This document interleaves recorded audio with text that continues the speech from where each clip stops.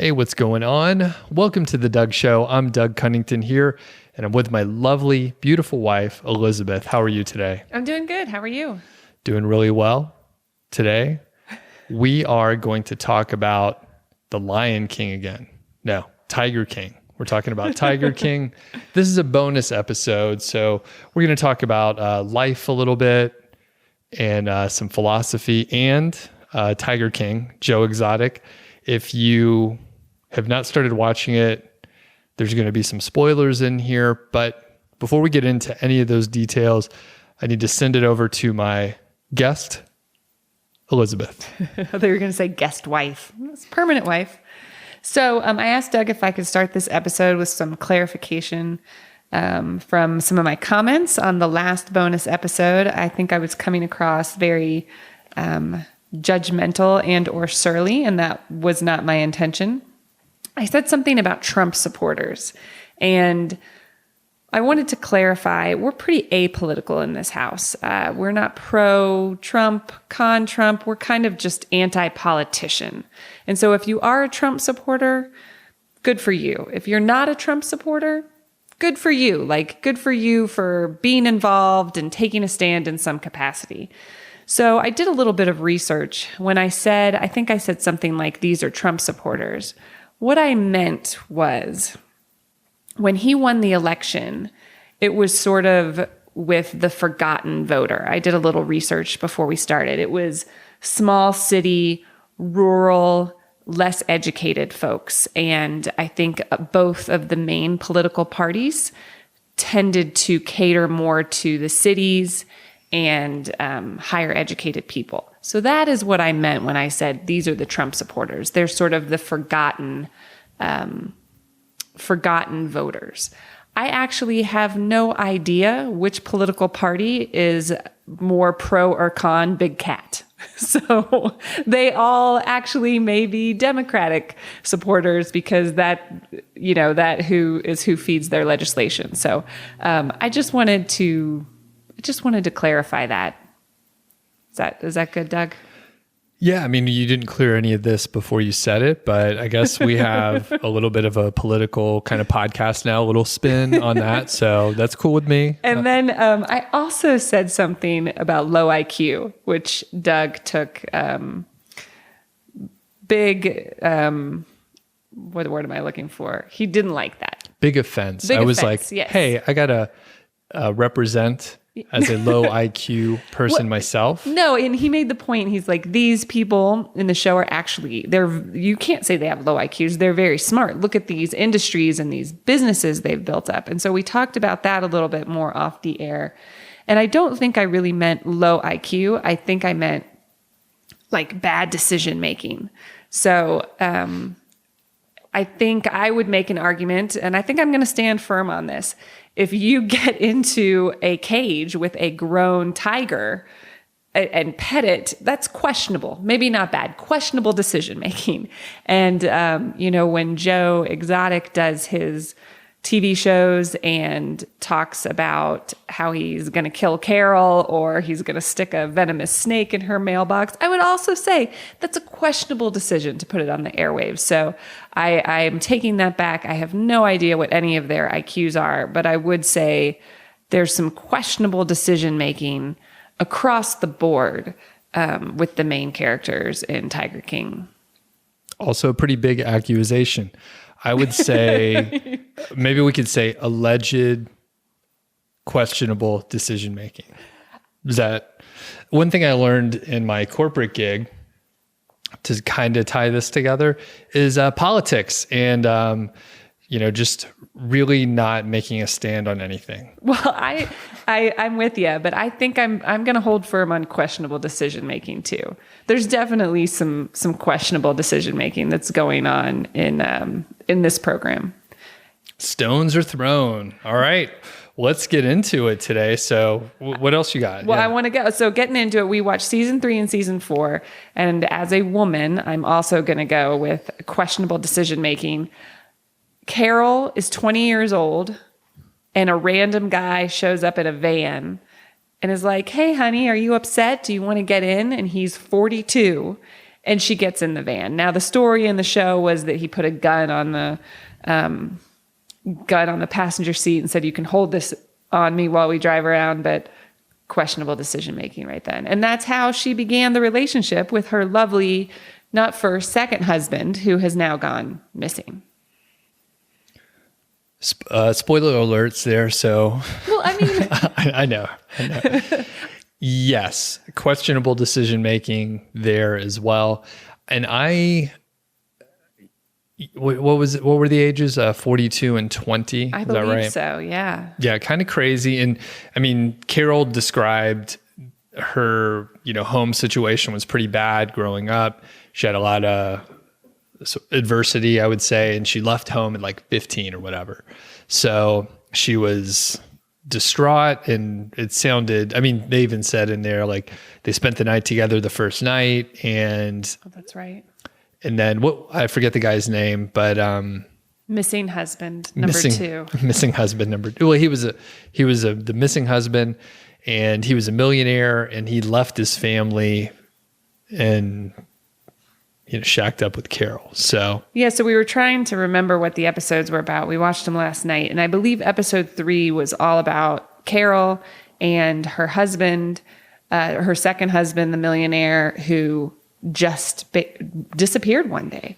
And did she do it? Did she not do it? What's the situation there? And she seems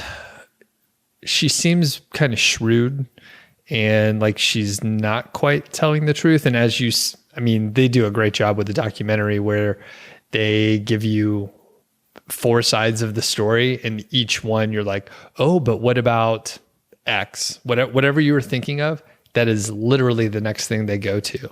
It's pretty amazing how they drive the narrative exactly where your mind is going. And one of the questions they did not answer, so they outline the missing person case. They talk about how, again, we forget his name, but husband number 2, the disappeared guy that was a millionaire.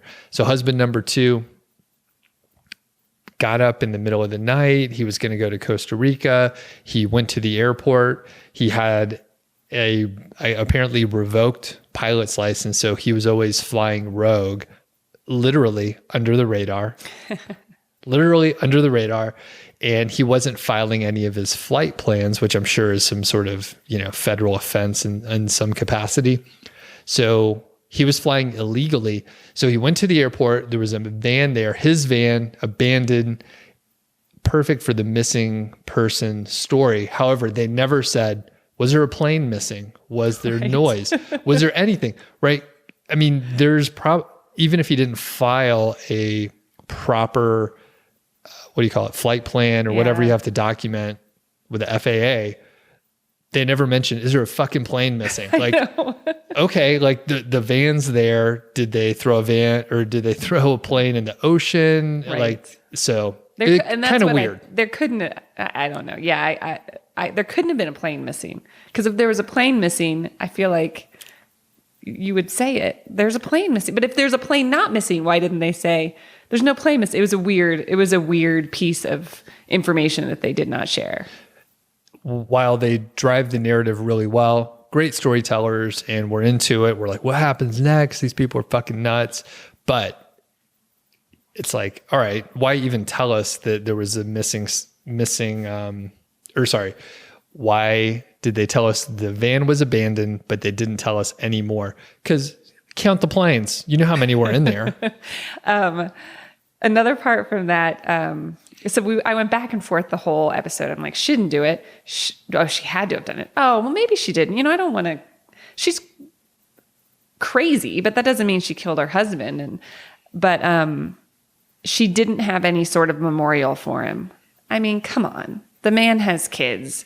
He was your husband. Like, you don't have to do a blowout funeral, but have some sort of memorial after he's declared dead. Do something to make it look like you care. But the fact that she didn't do anything, super weird. Super, super weird. And the will stuff. Oh, yeah, the will. Remember that? Oh, but before we even get into that, if you hear any sort of weird noises, that's Georgie. I did take off her collar today, but she's still a very vibrant, full energy lady. So he was a bit of a tomcat. Apparently, I mean, he left not just his wife, but he left his family when he was 42 to shack up with Carol. And then they started their own. I don't know if they had a kid, but they lived together and things seemed potentially, I have no idea. But apparently he was cheating, and he always had cheated. And the kind of dude that would pick up a 20-year-old while he's 42. So he's senior by 22 years on that one. Someone at his daughter's age. That pulls up, has a gun on the seat, and is like, hey, you can hold the gun on me. Why don't we go for a ride? Well, that's kind of weird. I don't remember the exact point, but I mean, I think your point was he was cheating on someone in Costa Rica too. He had another girlfriend at the time. Yes, that's right. So he had some action going on in Costa Rica, and yeah, sure. Well, Elizabeth asked me to pause that, and she started coughing. She has a bit of a runny nose, and I'm a little bit nervous. The problem. Do you have a fever? How do you feel? No, there's so many problems with the COVID thing, but the problem for me is I have allergies, which means my nose runs, a little postnasal drip, and so I cough, and I know everybody thinks I'm not sick. There's pollen in the air. But yes, so yeah, he was tomcatting around, but then that goes, he left his first wife. Why not leave his second wife? Why does he have to disappear if he wants to get away? And we've gone back and forth on that one. We probably don't want to belabor this too much because there's more interesting things to talk about, I think. But super weird, super sketchy, potentially doctored wills. Where's the plane? No memorial. Her brother was in law enforcement. What else? I think the doctored wills or not doctored wills. She obtained the first wills and she had a power of attorney. So she changed things on her husband's behalf, basically removing power of attorney from like a more neutral party, which was, I guess, his secretary. So that's completely sketchy. And she was, I guess the law enforcement, the police that showed up when they were breaking in, they couldn't arrest her because she's the wife of the owner. So that was fine, I guess. Was that the... Yeah, I thought, I don't know. They went in, they like cut locks, they got into all sorts of things. I thought it was a totally doctored will. I thought it was a totally fake will because remember the first line that says, or disappeared? So yeah. I thought that they totally... I thought she totally wrote out a new will and then somehow forged a signature or something. Oh, I didn't think it was, I thought it was legal, but she obviously went in, destroyed the old ones and prepared new ones. Cause it literally said, like you mentioned the disappeared thing, not death, not unexpected death, but disappearance. That's weird.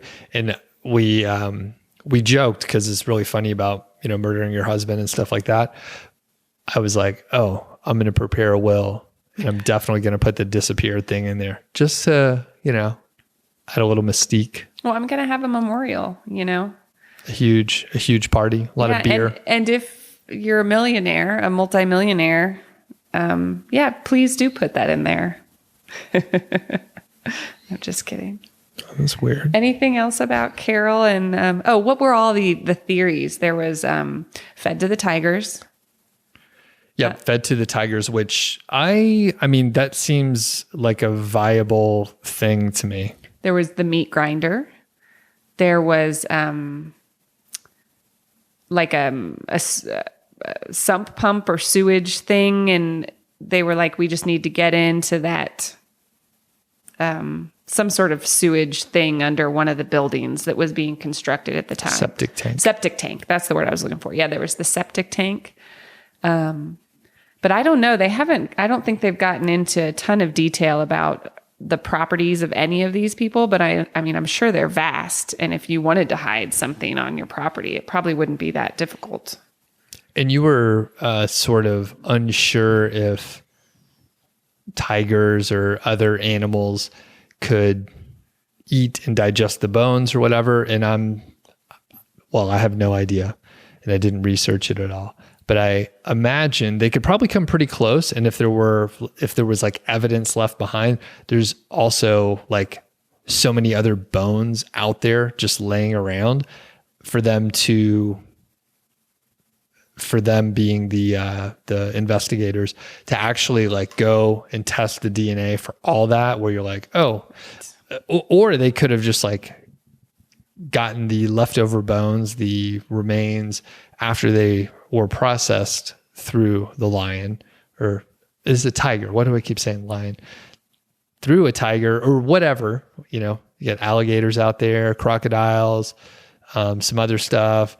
You can get those bones, throw them somewhere else. Yeah, it's a pretty crazy story for sure. Anything else on this episode 3? What else happened there?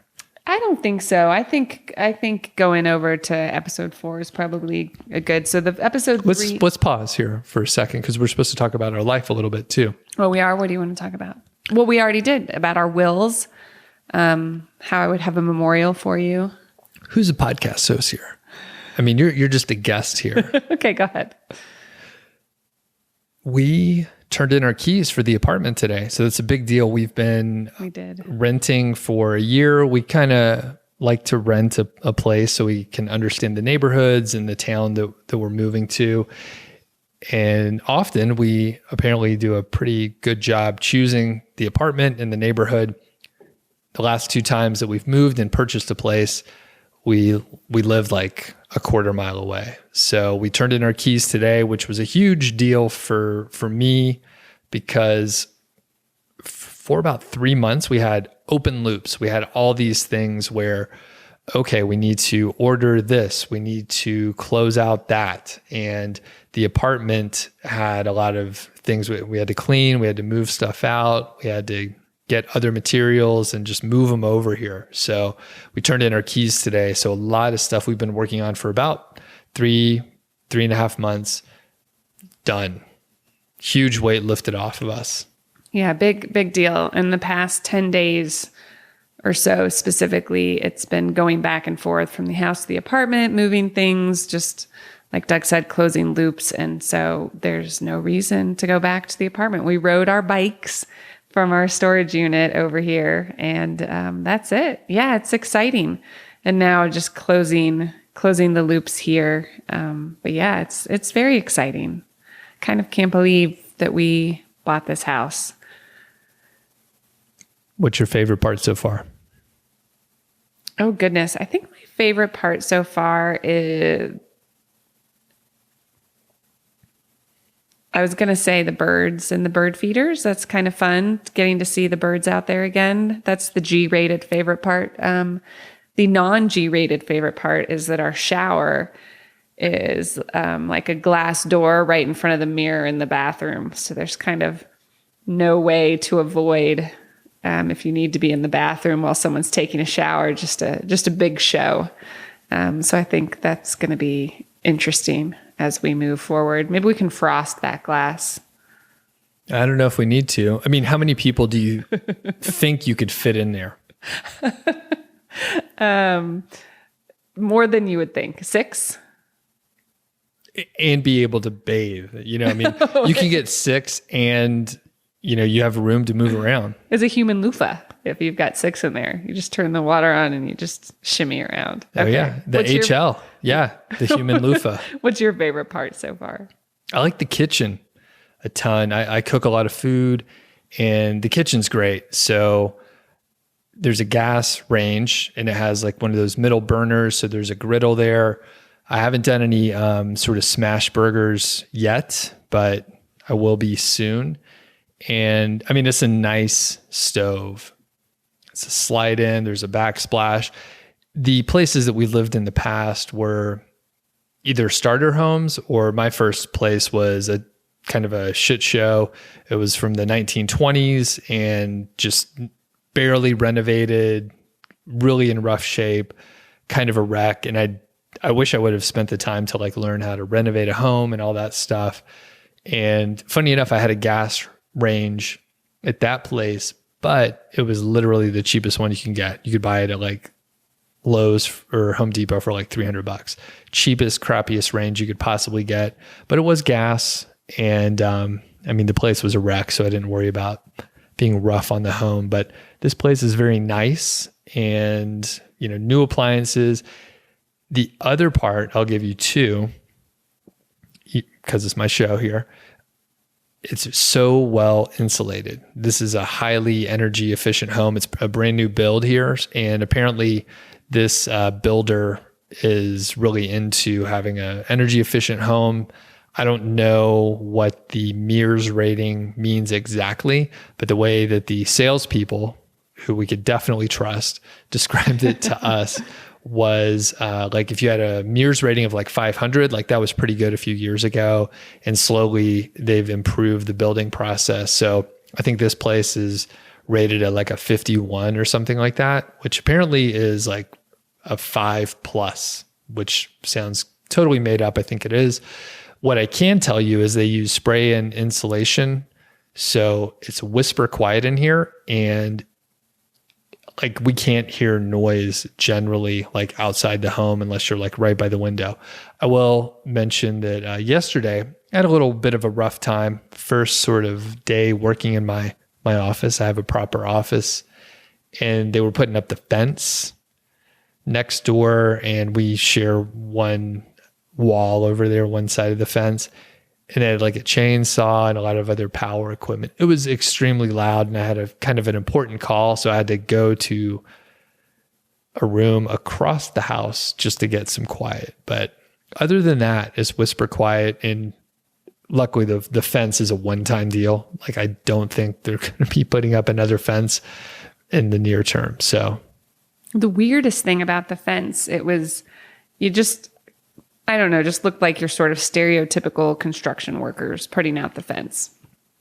Whatever that means to you, that's kind of what it was. But I'm pretty sure whatever your stereotype of a construction worker, it wouldn't involve them playing polka music for 2 hours straight while they're putting up the fence. It was the most bizarre music choice that just went on loop. It wasn't like, because I think there's some variation to polka music, but it felt like one song played for 2 hours. can you like make the noise with your mouth, like sort of what it sounded like? No, I mean, it was just like, I don't remember what point. It's like, boom, boom, boom, boom, boom, boom, boom. I don't know, something like that. It's a really solid 4/4 beat. I mean, it was catchy, and I kept hearing it. Plus, whatever, they had a framing nailer gun or whatever, and the compression thing, plus the chainsaw, plus some other stuff, and it was just like loud. Plus, you heard the music, and I was like trying to think and prepare for some things, and I was like, well, God damn it. You were pretty mad. You were going to go out there and ask him, and it was like 4:30. I'm like, come on, man. Let him. I'm like, are you guys going to finish the fucking fence? Like, what's going on out here? I mean, they're just hardworking dudes out there doing their job. Hardworking, polka-loving construction workers. Yeah. Yeah, and they did a great job, and I was like, yeah, you're right. And I had some software issues. Fucking software. So I was like trying to configure something or other, and I was like restarting my machine and doing this and doing that, and then I did nothing, right? I like restarted. I walked around my machine. I petted it nicely. You got to treat your machine like a lady. And then it worked. And I was like, well, I didn't actually change anything. It was just all that, treating it like a lady. Yeah, sometimes changing some things would help if you're treating a lady like a lady. Just saying. Like the computer wants a change of scenery or a nice dinner. What are we talking about here? Yeah. Yes. As soon as she wants a compliment here and there. Yeah. Speaking of like a change of scenery and a nice dinner, I was Skyping with a coworker and asking a coworker who's in his 20s and asking when do we think this social distancing is going to lift and things can go back to normal? Who's this 20-year-old? Who are you talking to? What's going on here? And he says he thinks that they're going to let like youngins, like kids and younger people or whatever, like stop social distancing and be out sooner. But like he likes to say that I'm one of the at-risk old people, but like the elderly are going to have to social distance for longer. So that's how he thinks they're going to phase it out, which I don't know. Based on what? I didn't ask. Interesting. I mean, he's only 20, so I mean, I don't know if I trust what he says. All right, can we talk about episode 4 now? Yeah, what's going on with episode 4? So, according to my memory, episode 4 sort of focused on the lawsuit and the fallout between the lawsuit between Carol and Joe.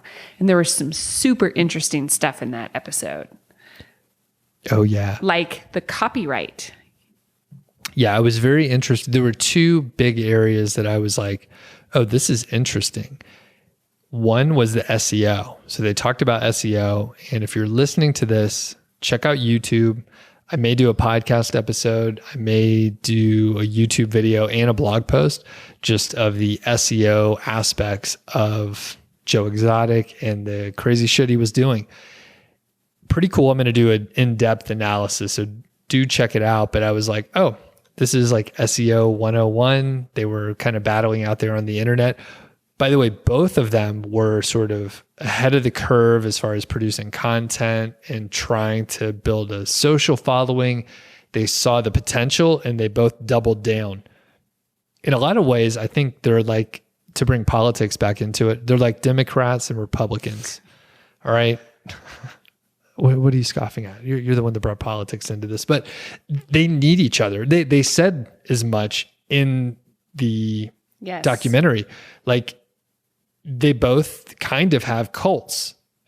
They have followers, and for a cult, you need to have like a common enemy. You need to have a mindset, and there's a couple other things. Yeah, but their feud was helping both of them become like more famous.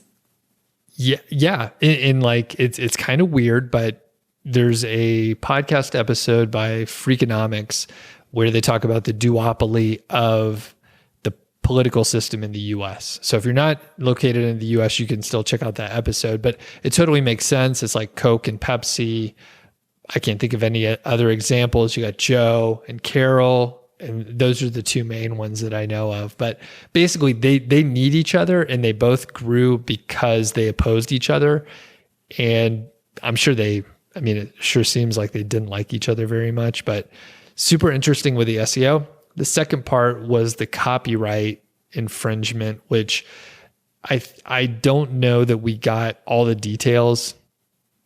Law can be a little bit boring, a little bit legalese, and I'm glad that they didn't give us all the details, but it sure seemed like Joe got busted on some smaller things versus like some of the bigger aspects. Now, I think the copyright issues that he introduced, and bless you. Thank you. The copyright issues that he introduced by sort of mimicking what Carol was doing at Big Cat Rescue is very interesting, definitely confusing. And I think they probably could have busted him on that, but it was very easy for her to get him on images that she owned the copyright for that they were using over and over again, even after like the lawsuit was in place. So it sure sounded like, it's like tax evasion, right? They got Al Capone on tax evasion. That was the easiest thing. They didn't get him on the racketeering and the other whatever else he was doing, but they got him on tax evasion because he didn't launder his money well. Well, and it was disappointing to me just the way our legal system is set up. Carol had so much money, and really, it seemed to me like she didn't even have to win. She didn't have to get him on anything. She could have just bled him dry by keeping him in court for years and years and years. And she had the extra, it seems that she had the extra income to be able to put those resources to it. And he didn't. And that's a little bit upsetting. Now, she won, she had good points, but just, I think there are other examples that we've seen just in other industries. But if you've got someone that's got enough money, they can just slowly bleed you dry with lawsuits. They could keep it rolling. Yep. And there's two things I'll bring up before I grab a beer. That way you'll be able to talk for a second here. But Carol won the lawsuit. So She did. Joe made some mistakes. It was easier to prove certain things because she owned the copyright clearly for certain images. She sued him on those images, and then he was screwed. So that's one aspect. But there was a reporter from one of the news, news channels over in Tampa, and she was like, I can't believe that Carol actually tried to get the money. So I guess a lot of times there will be some sort of settlement. Joe didn't have the cash on hand to pay $1 million, right? Yes, I mean, it was a so. 7-figure settlement. He didn't have $1 million, but she actually tried to collect, and essentially that would like bankrupt him, put the zoo under, and couldn't do anything with it. So that's one aspect. The second is that introduced an opportunity for scammers to come into play. Yes. And so the episode ends with, there's a new sort of main character named Jeff Lowe, we believe. Sort of, I don't know, maybe a little bit of a smaller figure in the Tiger empire. And he's very charismatic, and Joe seems like he really likes him and wants to be his friend. And at the end of the episode, again, spoiler if you're not through episode 4, at the end of the episode, Jeff's like, oh, well, just put your zoo in my name, and then we can protect it from Carol. And I think they lead into, and that's how Joe lost his zoo. Just, again, I think this is where I went to like the questionable decision making. Yeah, it was upsetting, I think, and disturbing to just see all of this go south for me. And to tie into, more internet marketing kind of stuff, Jeff Lowe, is that Rob Lowe's brother, by the way? Probably. No, I don't think so. Rob Lowe is just a beautiful man, He's so funny as well, and he just has everything going on. But what are your thoughts on Rob Lowe? I don't want to talk about Rob Lowe. I want to talk about Jeff Lowe. Joe Lowe. So before I talk about Jeff Lowe, I did grab another beer. For the people that care, I'm drinking Goodnight by Oscar Blues, which is located over in Lyons, Colorado. It's a brewery that I went to even back in 2003 when I was driving back and forth from Boulder to Estes Park. I'm just going to pop this open here. Okay, what do you have to say about Jeff Lowe? Because then I want to go back to Joe. Because I've got some more things to say about Joe. So Jeff Lowe came in really flashy. Yeah. He had a Ferrari or a Lamborghini. It was a Ferrari. So he was driving a Ferrari around Oklahoma, real flashy. He and his wife came in. His wife was a little younger than him, and they said that they were swingers. And everyone was just so impressed with Jeff. Was he in Vegas? Was that like a Vegas originally, and all the girls in his room and stuff like that? I don't know if he was from Vegas, but they went to Vegas. Okay. So they would take baby tigers to Vegas. Oh, yeah. In the suitcase. Yeah. They would put tigers in a fucking suitcase, go through the airport, fly with a tiger in a suitcase. Little kittens, basically. No. We don't know that they went through the airport like that, but that's how they got them into the casinos. Okay, fair enough. Yeah, they could have taken private jets. Or whatever. But yeah, that's how they got them in the casinos. They put them in a little roller bag, and then once they get up into the floor, anyway. And they mentioned that apparently these kittens of big exotic cats are chick magnets, and they would have these big parties and all this stuff. So there's a lot of internet marketers that they'll rent a car, they'll rent a helicopter, a private jet, just a lot of bullshit, a lot of flashy stuff. And really it's just rented. They may or may not be wealthy. Who knows? Some of them may be, it's okay. rent a place and check it out, or rent a product that you really want to check out. But this Jeff Lowe like also rented a mansion, invited all the Joe Exotic crew over, at least Joe, and they were hanging out quite a bit. Joe also needed some money for legal fees. So Jeff cut a check for $35K. He's like, how much do you need? Wrote him a check, gave it to him. And really, I mean, he built trust through the things that he was doing. But the scam part is, like Elizabeth said, That's right. At the end of the day, he was like, hey, things are getting fucked up here. Put it in my name. That is going to force Carol to reinitiate all these lawsuits, and it'll slow things down. It will cost her more money, and it'll give us more time. So he signed it all over. Yeah. Crazy. Very, very crazy. And up until maybe this past episode, I've found Joe to be amusing, interesting. Like we've said, he was kind of a trendsetter in some of this stuff. He was a hustler. He maybe didn't come from much, and then he built up this empire. He works hard. Yeah. He's a showman, you know? He's a showman. His employees seem dedicated to him.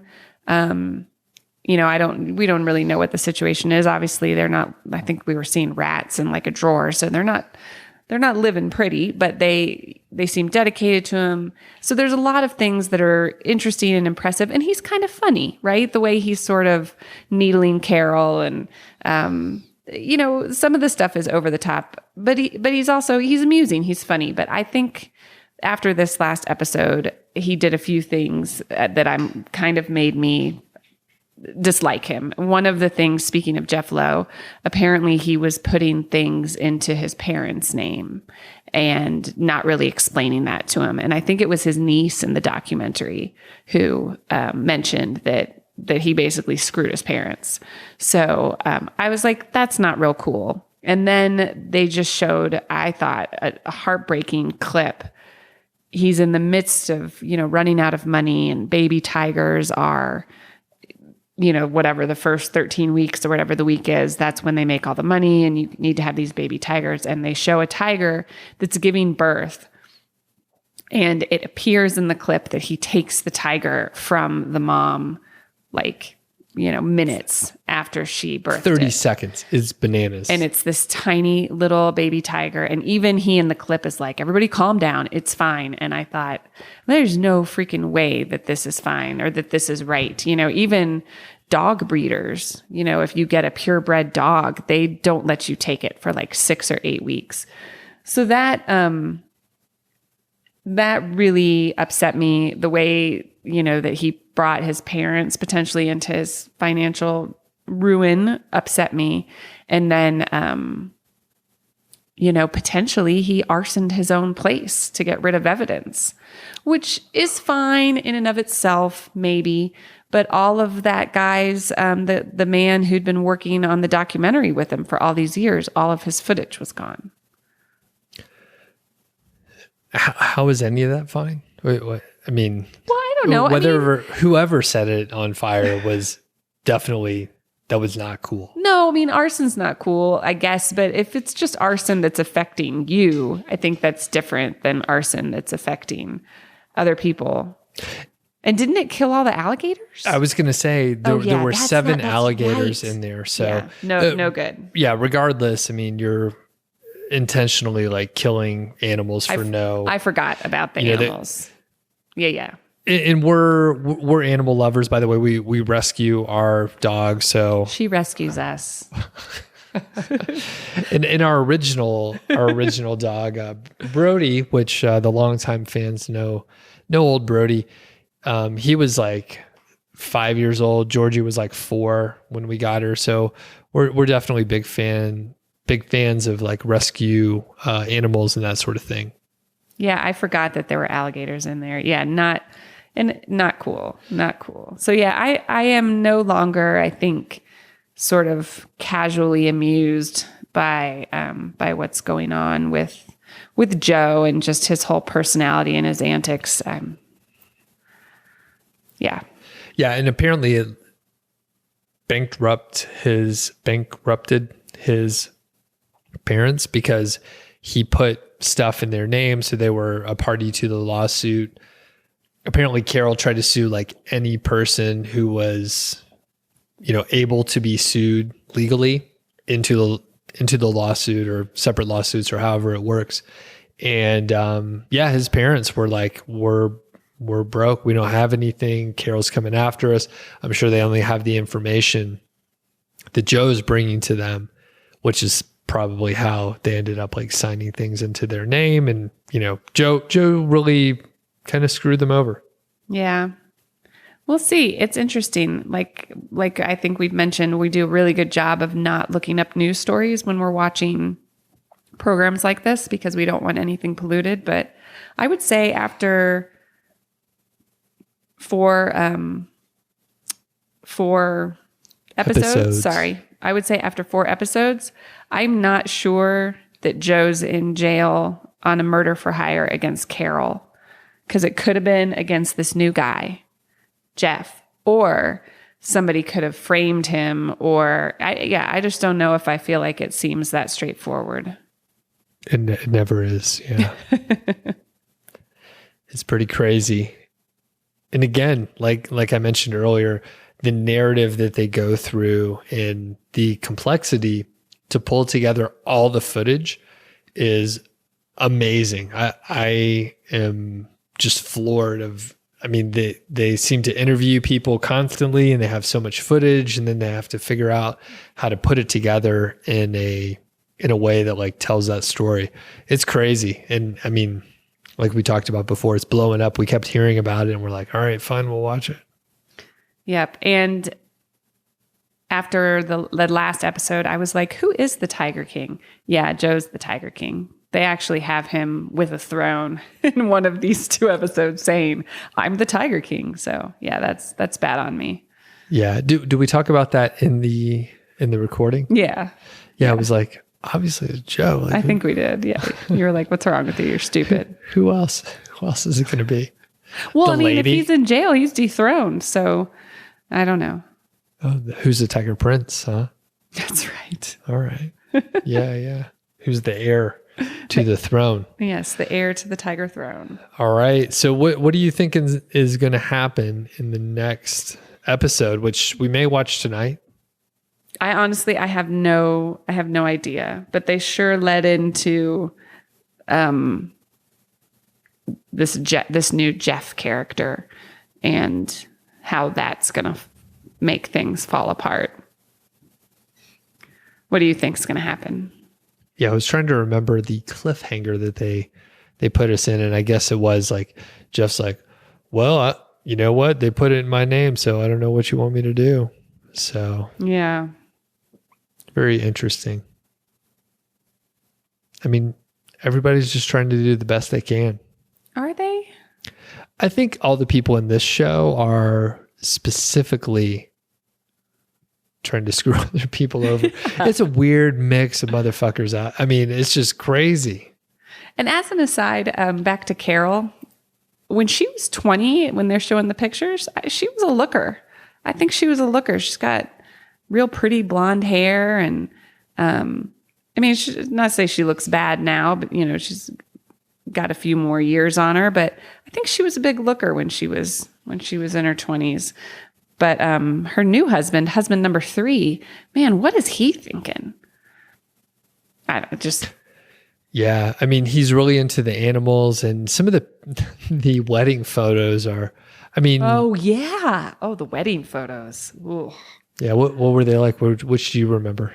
I remember the one like with a collar and him on his knees, like he was her cat or dog dog. Maybe tiger. Yeah, probably tiger a pup. Cat. Yeah, that was disturbing. That was which one do you remember, or was that the main one? Yeah, that's the one. It's a little odd. And you have a choice with what you can share with the documentary filmmakers. Yeah, there's no embarrassment there.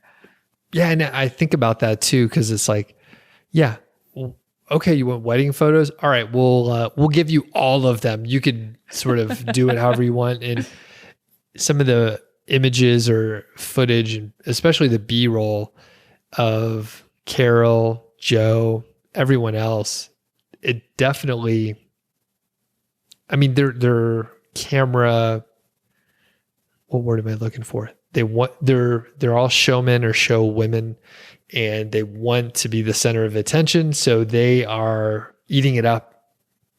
Whatever B-roll they're telling them, they're like, all right, look at the camera really angry. And then it makes all of this documentary like so powerful because you see them, they look like just fucking assholes looking at the camera. They're like, all right, look mean, look angry. Yeah. Best part of the past, well, I think maybe the whole series, are the clips of Joe's music videos. I mean, come on. I mean, he is a multi-talented entertainer. He could do magic. When we finish the series, if I can like find his videos on YouTube and watch them without giving him any money, I will do that because I would like to see a couple of them in their entirety, especially the one with the Carol lookalike, where he's having the Carol lookalike feed pieces of her husband to the cats. That was amazing. Something about Kitty. I don't remember the name of it. Yeah. He, again, just a multifaceted entertainer. He could do it all. He's a, triple, quadruple threat situation. He can work with big cats. He can do magic. He's a motivational speaker, potentially. I don't know if that's true.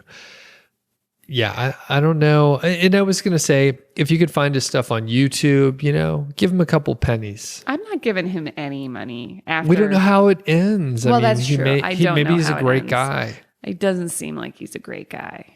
He's an underrepresented minority. And we don't have any children, Doug and I, but I think my maternal instinct just went into overdrive when I saw him take that cat away from its mom right after it was born. I was just like, that's where the line crossed for me. Isn't it Carol's fault though? No. Yeah. I mean, these guys, that is the stuff that they filmed on their own, most likely. I don't know where the footage came from, but it was obviously like internal. They knew it was being recorded. So who knows the other fucked up stuff that they were doing. And actually Carol was doing crazy shit too. I mean, it is unclear exactly what she was doing, but it doesn't seem like anyone has, clean hands on this one. That's all I got. Yeah. Anything else? No, that's all I got. This was fun. Yeah. So shoot us an email if you've been watching Tiger King, feedback@Doug.Show.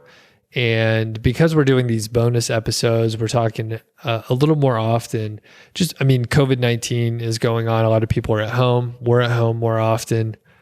And we're just trying to, talk a little more, reach the audience a little bit more. So shoot us an email, leave us a voicemail. I don't know the number, but it's in the show notes, or what do we call them? Yeah, there's show notes. So just check out the description. 90 seconds is the magic number. All right. So if you go over 3 minutes, it'll cut you off. What I highly recommend is you write out your question, you read it, you time yourself. Elizabeth is looking at me funny. She's like, come on, dude. No, it's like 90 seconds and 3 minutes. That's not the same. Yeah, 90 seconds is the ideal length. Gotcha. Yep. So you give a little bit of background. I could play it. I don't have to edit it, all that kind of business. If you go over 3 minutes, it will cut you off in the middle of your sentence, and then you'll feel a little weird. You'll be like, should I call back in? What do I do? I'll shoot Doug an email. Hey, I was trying to leave, blah, blah, blah. So if you need to leave additional information, which I don't think so. We're talking Tiger King stuff here, so it's fairly straightforward. You can shoot me an email. We'll read it on the air. We'll give you a shout out, just first names, and keep it anonymous. If you send in a voicemail, we love it. We love the voicemails. Even just say, hey, we enjoyed these episodes. Or, guys, what are you talking about? It sounds like you've been drinking beers or something like that. It's true. We've been drinking beers. Anyway, thanks for joining me, Elizabeth. Bye. Have a good one. We'll catch you on the next one.